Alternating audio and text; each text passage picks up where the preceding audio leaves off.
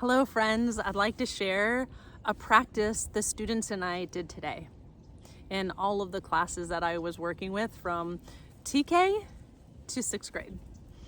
And so knowing that in California, a lot of people have been impacted with the fires, and that one thing that we can do is we can feed the field, the energetic field, with love and care and support and compassion and courage. And so I'm going to invite you to walk through this simple practice with me. This is from HeartMath Institute, and this is called Heart Shine. And so I invite you to put your hands on your heart.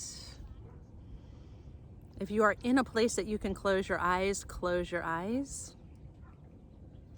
And I want you to imagine your heart is shining like the sun. And breathing in and out from your heart, slowing your breath down, finding an easy, comfortable rhythm for you.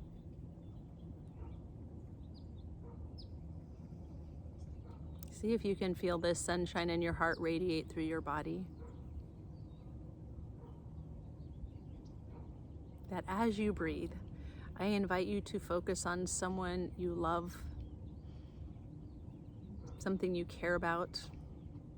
Maybe your family, your friends, your community, the earth, and really bringing in and intensifying that feeling of love, care, compassion.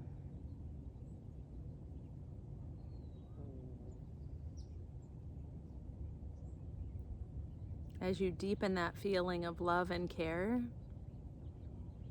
I invite you to send it out to the communities affected by the fire, to the people, to the businesses, to the animals, to the trees, to the earth.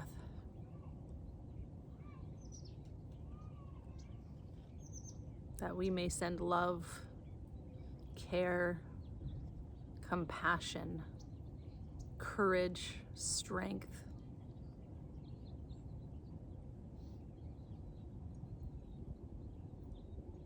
Radiating that out from our heart, just like the sun shines down on us every day and radiates to all of us, that we may send that same love and care like the sun from our heart.